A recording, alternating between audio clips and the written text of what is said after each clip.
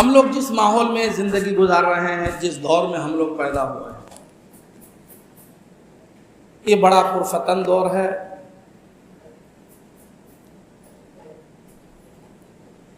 عیاری کا دور ہے، مکر و فریب کا دور ہے، دھوکے کا دور ہے، حرص و لالچ کا دور ہے۔ انسان اپنے مادی فائدے کے لیے، دنیاوی فائدے کے لیے، تھوڑا سا فائدہ کے لیے کچھ بھی کر گزرنے کو تیار ہوتا ہے۔ اس کا اثر چاہے سماج پہ پڑے یا اپنے خاندان پہ پڑے، رشتہ داروں پر پڑے، حد یہ ہے کہ اپنے ماں باپ بھائی بہن پر بھی پڑے، اس کا ذرا برابر انسان خیال نہیں کرتا۔ اسے تو اپنے چند روپے کے لیے صاحب اپنی ساری کوششیں کرنا ہے، بھلے کسی کو ٹھگ کر ہو، کسی کو دھوکہ دے کر ہو، کسی کا دل توڑ کر ہو، کسی کو ستا کر کے ہو، کسی کو تکلیف دے کر ہو، ناجائز ہو، حرام ہو، اس سے کوئی غرض نہیں ہے انسان۔ ظاہر سی بات ہے یہ سب خسارے کا سودا ہے، نقصان کا سودا ہے۔ سماج کی بنیاد اللہ کے نبی نے حقوق پر رکھا۔ ماں باپ، بھائی بہن، رشتہ دار، شوہر بیوی، آس پڑوس کے لوگ، محلہ کے لوگ، شہر کے لوگ، صوبہ کے لوگ، پھر ملک کے لوگ، پھر ایمانی رشتے کے لوگ، ہر ایک کے حقوق اللہ کے نبی سرور کائنات صلی اللہ علیہ وسلم نے بڑے تفصیل کے ساتھ بیان فرمایا۔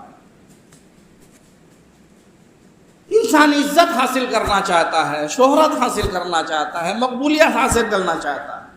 چاہت تو سب کی ہے، مگر راستے لوگوں نے الگ الگ چن رکھے ہیں۔ ان ساری چاہتوں کو اگر پوری کرنا ہے تو ایک ہی راستہ ہے، صراط مستقیم۔ جس راستے پر چلنے کی دعا ہر مرد مومن ہر نماز میں کرتا ہے، ہر فاتحہ میں کرتا ہے، ہر میلاد میں کرتا ہے، ہر محفل میں کرتا ہے۔ سورۃ الفاتحہ کسے یاد نہیں ہے؟ کتنی عظیم و شان سورت ہے یہ قرآن مقدس کی۔ بظاہر 7 آیتیں ہیں مگر سمندر موجزن ہے علم کا، قرآن مقدس کا، اس سورہ فاتحہ کے اندر، جسے 7 مثانی کہا جاتا ہے۔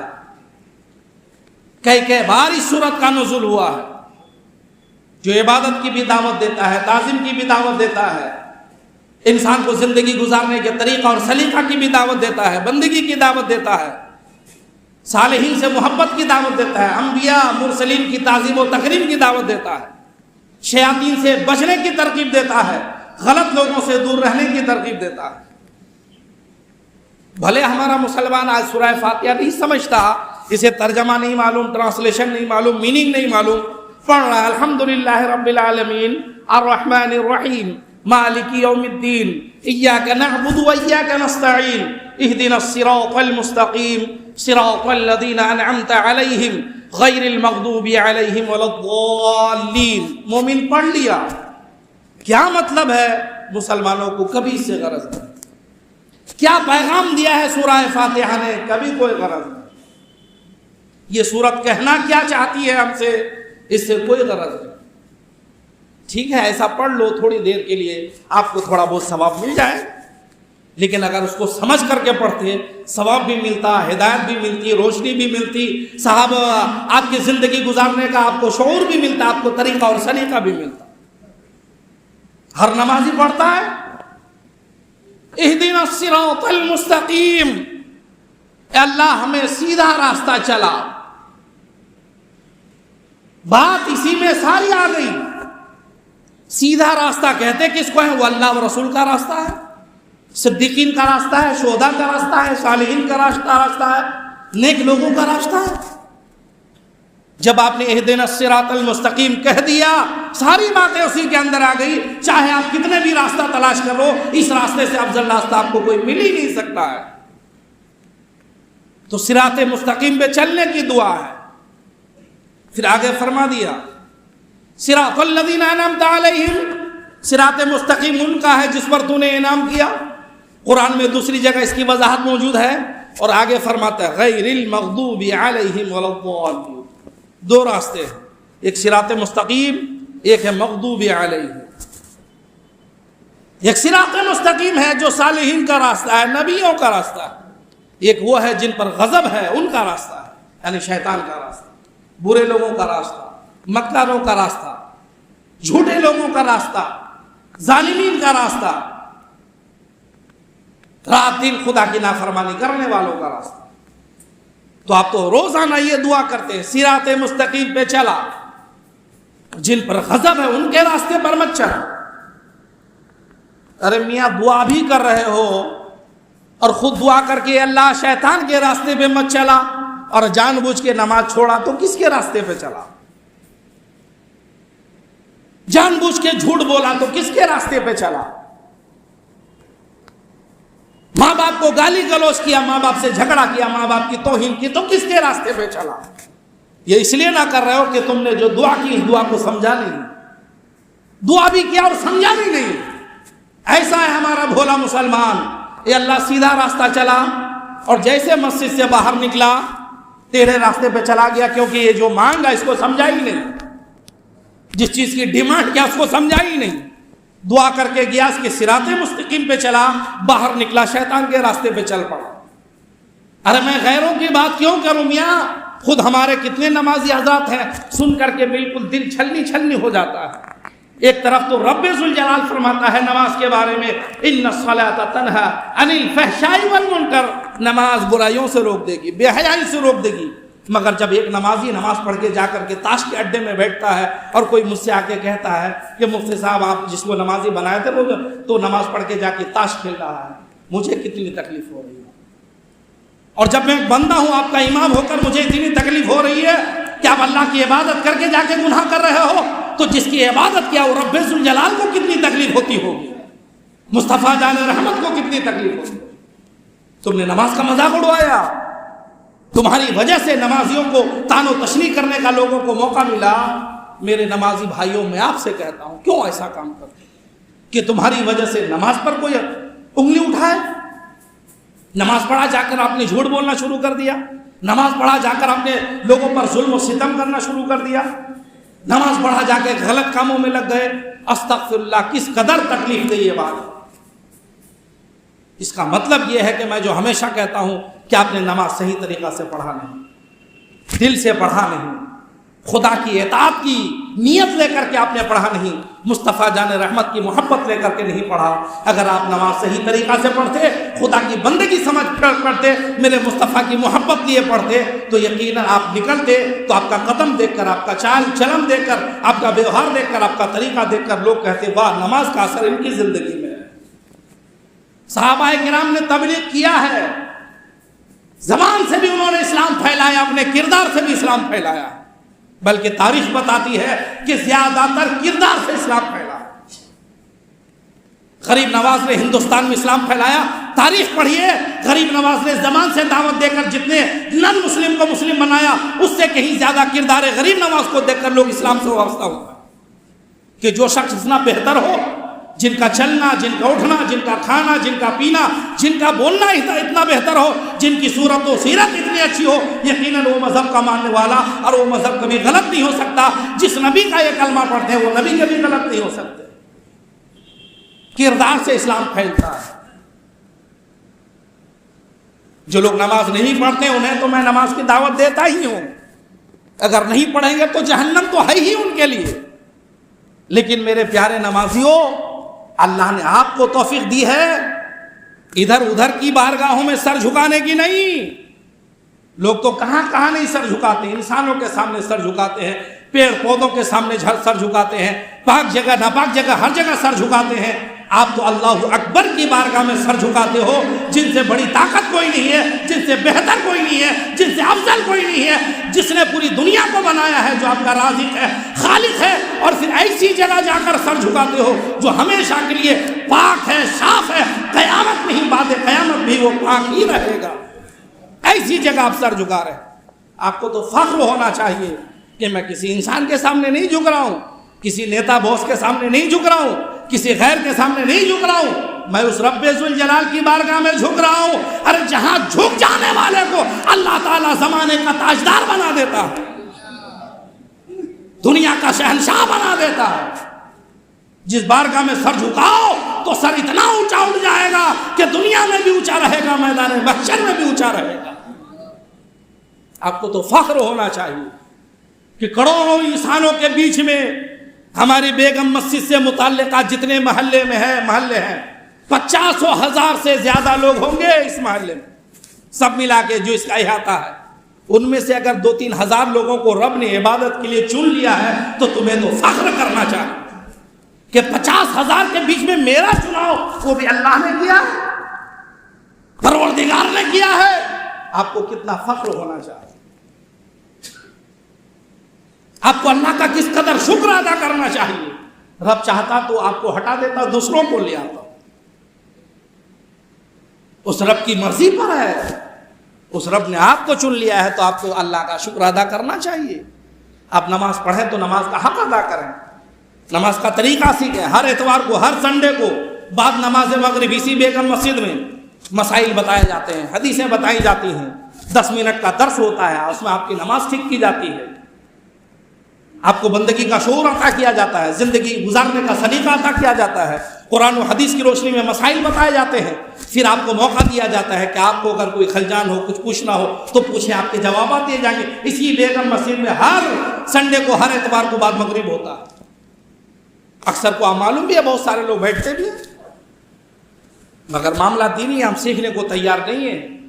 دنیا تو ہم صاحب پیسہ دے کر کے سیکھتے ہیں اور بڑی بڑی رقمیں دے کر سیکھتے ہیں. دین 10 منٹ کے لیے فری میں نہیں سیکھ سکتے ہیں. نمازیں اپنی ٹھیک نہیں کر سکتے, بوڑھے ہو جاتے ہیں لوگ, نماز ٹھیک نہیں, کیونکہ اس نے جیسا سنا ہے, جیسا دیکھا ہے, پڑھنا شروع کر دیا, نہ خود جاننے کی کوشش کی, پڑھنے کی کوشش کی, نہ کسی جانکار سے آ کر اپنی نماز اور عبادت کو ٹھیک کرانے کی کوشش کی. نتیجہ وہی ہوگا کہ پڑھ کر کے انتقال کر جاؤ گے مگر نماز کا طریقہ ٹھیک نہیں ہوگا. اور جب نماز صحیح طریقہ سے ادا نہیں ہوگی تو پھر جان لو یہی نماز پڑھ کر کے جاؤ گے, جھوٹ بولو گے, خرافات کرو گے, تاش کھیلو گے, برائیاں کرو گے. یہ نماز تمہیں برائی سے روکے گی نہیں, وہ نماز برائی سے روکے گی جو نبی کے طریقہ کے مطابق, مصطفیٰ کی ادا کے مطابق ہو, خدا کی رضا کے لیے ہو, خدا کو راضی کرنے کے لیے ہو. اگر وہ نماز پڑھو گے تو یقیناً تمہارا قدم کسی نہ کسی دن برائیوں سے روک ہی جائے.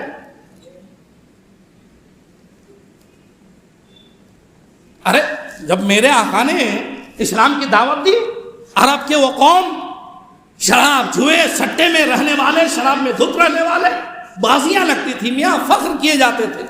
ان سا بڑا شرابی نہیں ہے ہمارے سماج کے اندر, لیکن جب دامن اسلام سے وابستہ ہوئے ہیں, میرے آقا کے قدم ناز پہ آئے ہیں, احکام اسلام کا پابند ہوئے ہیں, تو الحمدللہ جو شراب و کباب کی منزلوں کو طے کرتے تھے, بازار گرم رہتا تھا, وہ لوگ ایسا ہادی, ایسا رہبر بنے کہ کائنات تک انسان نہیں, فرشتے بھی انہیں سلامی پیش کرتے نظر آتے. تو کسی چیز کا چھوٹنا چھوڑانا کچھ مشکل نہیں ہے, صرف ایک مرتبہ خدا کا خوف دل میں آنا چاہیے, آخرت کی یاد دل میں ہونی چاہیے, مصطفیٰ کی محبت دل میں ہونی چاہیے. سب چھوڑ دو گے, صرف اللہ کو یاد کرو گے, رسول اللہ کو یاد کرو.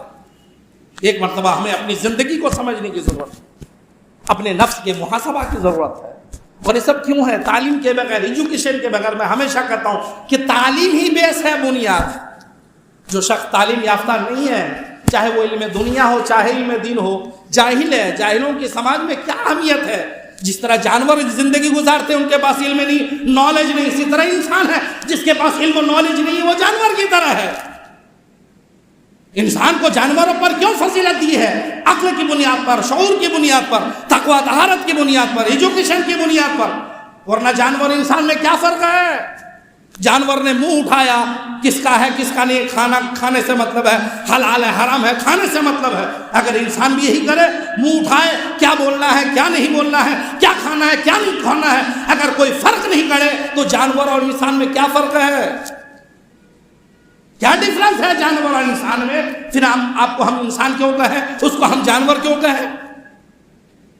اللہ نے انسان کو اس لیے انسان بنایا, اشرف المخلوقات بنایا کہ رب نے تمہیں شعور عطا فرمایا, عقل عطا فرمایا ہے, علم عطا فرمایا ہے, تقویٰ پرہیزگاری سے نوازا ہے. اس بنیاد پر تم انسان و اشرف المخلوقات ہو. اگر اس کے خلاف کام کرتے ہو تو تم انسانی شرافتوں سے لیس نہیں ہو سکتے. تمہیں انسان کہنے کا حق نہیں ہے. ایسا کی بنیاد تعلیم ہے. آج دنیاوی مناصب کے لیے انسان جدوجہد کرتا ہے، کوئی عہدہ مل جائے، کوئی منصب مل جائے، کرسی مل جائے. ارے میاں عہدہ منصب کرسی زبان سے نہیں ملا کرتی ہے. تعلیم حاصل کرو، حکومت مجبور ہو جائے گی تمہیں اپنے بڑے بڑے محکمات پر فائز کرنے پر. اپنے اندر لیاقت ایسی پیدا کرو، اپنے اندر کوالٹی ایسی پیدا کرو، ایجوکیشن میں اس منزل تک پہنچ جاؤ کہ حکومت کی طرح حکومت مجبور ہو جائے کہ اس کو لینا ہی ہوگا ورنہ یہ ہمارا محکمہ ادھورا رہ جائے گا. دوسروں کی بنائی چیزوں کو حیرت سے مت دیکھو، خود بنانے کی کوشش کرو. اسلام نے دوسروں کی طرف دیکھنا نہیں سکھایا ہے، اسلام نے سکھایا کہ خود تیار کرو. دنیا تمہاری طرف دیکھے، تم غالب حکومت رکھنے والے ہو، تم مغلوب نہیں ہو. دوسروں کی طرف دیکھنا یہ غلاموں کی علامت ہے، مغلوب قوم کی علامت ہے. مسلمان تم غلام نہیں ہو، تم آزاد پیدا کیے گئے ہو اور تم غالب قوم بنا کر کے دنیا میں بھیجے گئے. علم حاصل کرو، تعلیم. یہاں تو میٹرک پاس کر لیا، بہت زیادہ تو صاحب بی اے پاس کر لیا، ہو گیا ختم. ارے اس زمانے میں بی اے پاس کرنا، میٹرک پاس، اس کی کیا حیثیت ہے؟ اس کو ایجوکیشن کہتے ہیں. آگے درجنوں کورسز باقی ہیں، آگے جاؤ، اعلیٰ تعلیم حاصل کرو، کمپٹیشن ایگزام میں بیٹھنے کی کوشش کرو، اچھے کوچنگ سینٹر میں جا کر کے پریپریشن کرو، تیاری کرو. حکومت مجبور ہو جائے تمہیں عہدہ دینے پر، تمہیں منصب دینے پر. ورنہ مسجد تمہاری ہے، کیس ایک ہندو وکیل لڑے گا تو تم تو جیت ہی جاؤ گے، جیسے بابری مسجد جیتے ہو. کیس تمہارا ہے، غیر لڑے گا. کہاں ہیں ہمارے بچے؟ یہ سپریم کورٹ کے، ہائی کورٹ کے لائر کیوں نہیں بنتے ہیں بھائی؟ اعلیٰ تعلیم حاصل کر کے جج کے منصب پر کیوں نہیں پہنچتے؟ یہ آئی پی ایس آئی ایس کیوں نہیں بن رہے ہیں؟ یہ سب انجینئرنگ ڈپارٹمنٹ میں آگے کیوں نہیں جا رہے ہیں؟ کسی نے روکا ہے؟ ایجوکیشن کے دروازے کھلے ہیں. اب آگے جائیے، بڑھیے، دولت کا انبار ہے آپ کے پاس. آپ تو حرام کا بہت لٹاتے ہو، نکاح میں، ولیمہ کے نام پر، دیگر نام پر. ایجوکیشن کے نام پہ کیوں نہیں لٹا رہے ہو؟ اچھے اچھے کوچنگ سینٹر بناؤ، اسکول بناؤ، کالجز بناؤ، اپنے بچوں کو اعلیٰ کوالٹی اور اعلیٰ تعلیم دلاؤ. کون روک رہا ہے آپ کو؟ دروازہ کھلے ہیں تو. مگر یہ ہمارے دولت مند یہ اپنا نہیں دیکھیں گے، اپنے بچوں کا کیریئر نہیں بنائیں گے. یہ تو صرف تنقید کریں گے امام پر، مولوی صاحب پر. رہے یہ سب ایسا ہے، مانا یہ سب خراب ہیں، ان کو خراب رہنے دو. تو اچھا بنا اپنے بیٹے کو، تو اچھا بنا اپنے بھائی کو، تو اچھا بنا اپنے رشتہ دار کو، تو اچھا بنا اپنے محلے والے کو. چھوڑ دیں ان مولویوں کو، جانے دیں. یہ کسی کام کے نہیں ہے آپ کے. یہ اس وقت سمجھ میں آئے گا جب تم مرو گے یا تمہارا گھر کا کوئی مرے گا، تب سمجھ میں آئے گا کہ مولوی کام کے ہے کہ نہیں. اور سماج کے کتنے لوگ 2% ہمارے مسلمان بھی دین سے جڑے نہیں ہیں، مولوی لائن سے جڑے نہیں. 2% میں 98% ہمارے لوگ کہاں گئے؟ انہوں نے کون سی ترقی کی؟ انہوں نے کون سا میزائل بنا لیا؟ حکومت ہند کے بڑے بڑے عہدوں پر ہمارے کتنے مسلمان فائز ہیں؟ کلکتہ ہائی کورٹ کے اندر ہمارے کتنے لوئر موجود ہیں؟ سپریم کورٹ کے اندر ہمارے کتنے لوئر موجود ہیں؟ ہمیں دکھاؤ، ایک چارٹ دکھاؤ. کلکتہ میں کتنے بڑے ڈپارٹمنٹ ہیں، پولیس کمشنر وغیرہ کے کتنے مسلمان ہیں؟ آپ کا دکھاؤ ایک تو چارٹ لا کر کے مجھے.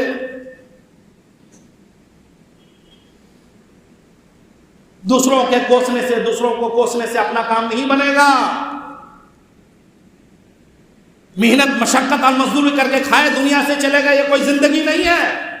یہ جانور بھی کھاتے ہیں.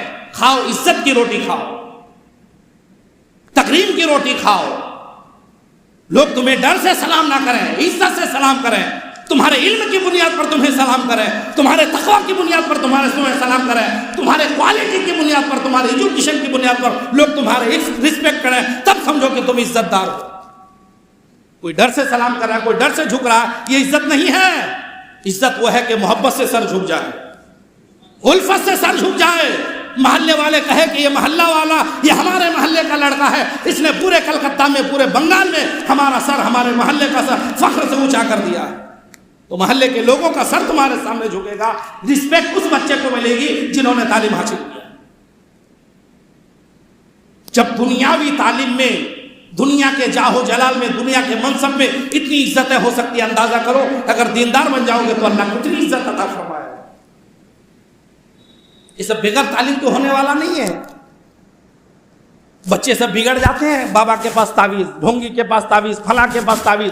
اگر تعویذوں سے زندگی بنتی نا تو سارا بازار ختم ہو جاتا. اب تو خالی بابا ہی کا بازار چلتا.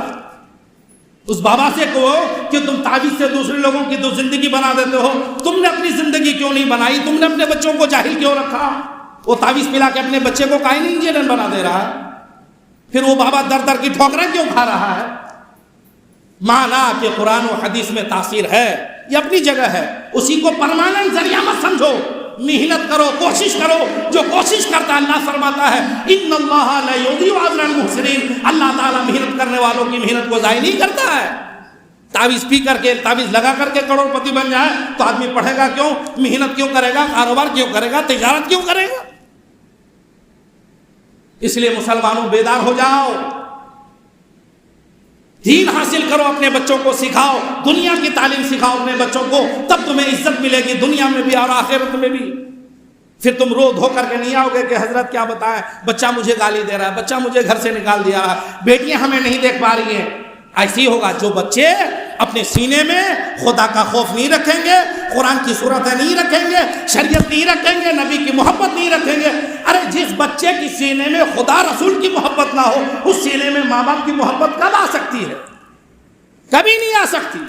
اللہ فرماتا ہے کہ اللہ رسول کی محبت کے سامنے اگر اولاد، مال، زمین جائیداد کی محبت غالب ہو گئی تو خیر مناؤ ایمان کی.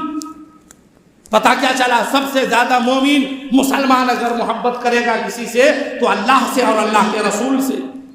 جن بچوں کو، جن مسلمانوں کو اللہ و رسول کی محبت کی کوئی پرواہ نہیں، وہ ماں سے کیا محبت کرے گا؟ وہ باپ سے کیا محبت کرے گا؟ وہ بڑوں کی کیا عزت کرے گا؟ وہ سماج کے اندر، محلے کے اندر کیا تبدیلی لائے گا؟ سوائے اس کے کہ وہ خرافات پھیلائے، سوائے اس کے کہ برائیاں پھیلائے، سوائے اس کے کہ وہ دوسروں کو تکلیف دے گا. اس لیے علم حاصل کرو، دین سے قریب آؤ.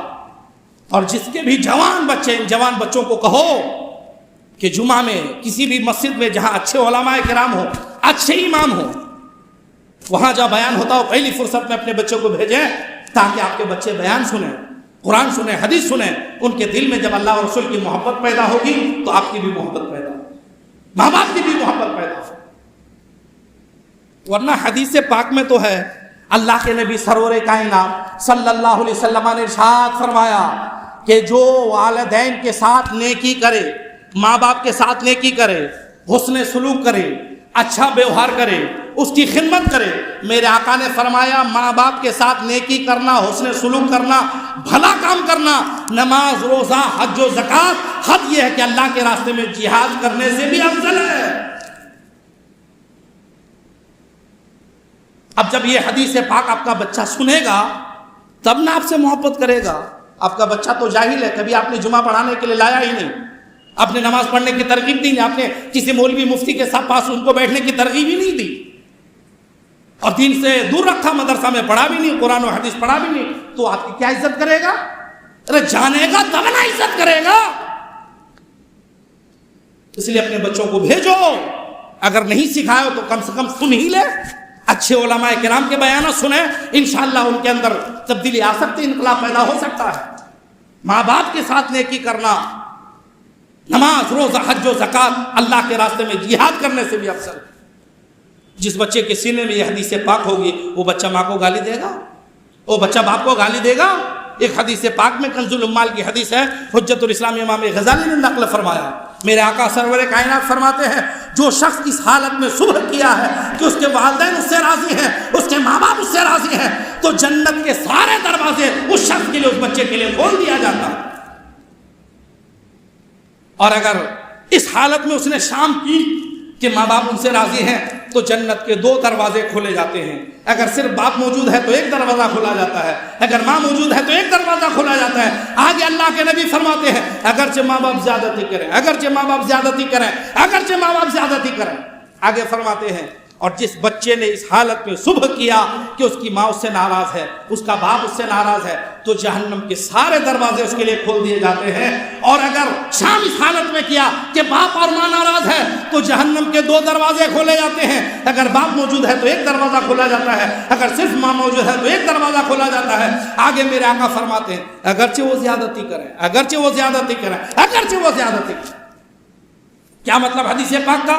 مطلب یہ ہوا کہ اگر کوئی بچہ سمجھ رہا ہو کہ میرے ماں باپ کا سلوک میرے ساتھ اچھا نہیں ہے، تب بھی حکم ہے، تب بھی حکم ہے۔ اگر کوئی ماں باپ اپنے بچوں پر ظلم کر رہا ہے، بچہ سمجھ رہا ہے کہ ماں باپ ٹھیک نہیں کر رہے، ان ماں باپ کا بھی یہی حکم ہے کہ ان سے انہیں راضی رکھو گے تو جنت کے سارے دروازے کھول دیے جائیں گے، انہیں ناراض کرو گے تو جہنم کے دروازے کھول دیے جائیں گے۔ تو جو ماں باپ اچھا ہو، بچے کے ساتھ نیک سلوک کرتا ہو، پھر ان کی خدمت کا کیا صلہ ملے؟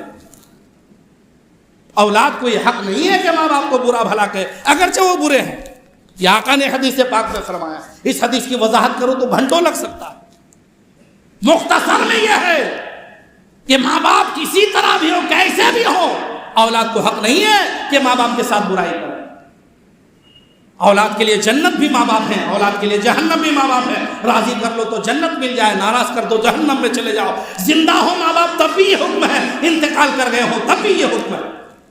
انتقال کے بعد بھی ماں باپ کی خدمت کرو، اصلاح ثواب کرو، صدقات و خیرات کرو، ان کے نام سے غریبوں فقیروں کی مدد کیجیے، مسجد میں مدرسہ میں ان کے نام سے تعاون کیجیے، آپ کو بھی فائدہ پہنچے گا، ماں باپ کو بھی فائدہ۔ تو یہ حدیث ہیں، جن بچوں کے سینے میں رہیں گی وہ بچہ ماں باپ کی نافرمانی نہیں کرے گا، وہ بچہ کوشش کرے گا کہ ماں باپ کو راضی رکھیں، ایک دن تو جنت کے سارے دروازے کھل جائیں۔ اگر زندگی بھر میرے ماں باپ مجھ سے راضی ہو جائیں تو مرتے ہی اللہ تعالیٰ مجھے جنت میں داخل فرما دے گا۔ وہ بچہ گناہ کرنے کی کوشش نہیں کرے گا، وہ بچہ ماں باپ کو گالی گلوچ نہیں کرے گا۔ تو میاں اگر اپنے بچوں کو، اپنی نسلوں کو سنوارنا ہو تو دین سے قریب آؤ، خدا سے قریب آؤ، رسول سے قریب آؤ، علماء سے قریب رہو، شریعت سے قریب رہو، تاکہ آپ کے بچے کے سینے میں قرآن و حدیث کی باتیں رہے، تاکہ اللہ و رسول کی محبت بھی جاگوزی رہے، ماں باپ کی محبت بھی بیٹھ جائے۔ تب نہ، اگر آپ دین سے دور رکھیں گے اپنے بچوں کو، چاہے کتنا بھی بڑا بنا دیجئے، دنیاوی تعلیم میں میری نظروں میں مٹیا برج میں بہت سارے لوگ ہیں اپنے بچوں کو ہائی ایجوکیشن دلایا ہے، میں مبارکباد پیش کرتا ہوں اس معاملے میں، مگر نتیجہ کیا ہوا؟ جب دینی تعلیم سے دور رکھا تو ان سے پوچھ لیجئے کہ کیا انجام ہے۔ اتنی ہائی ایجوکیشن دلانے کے بعد بھی کیا انجام ہے ان کا؟